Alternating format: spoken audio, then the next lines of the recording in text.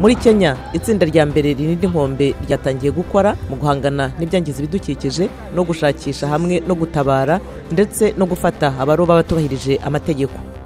Andrea Joelina uri imbere mu bahatanira umwanya wa perezida muri Madagascar yareze abategetsi bashinzwe amatora uburiganya mu gukusanya amajwi.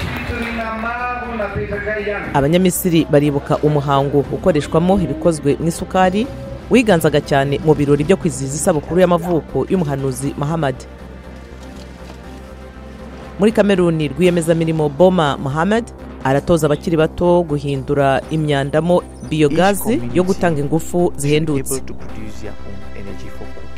Mu Misiri nanone abahanga mu gukinisha Sakabaka bateraniye mu butayu bwa Borg Al Arab kwizihiza umunsi mpuzamahanga wahariwe izo nyoni uzwi nka World Falconry Day, bizera ko bizarushaho gukangurira abantu iyo siporo no kubumbatira uwo muco w'abasekuruza.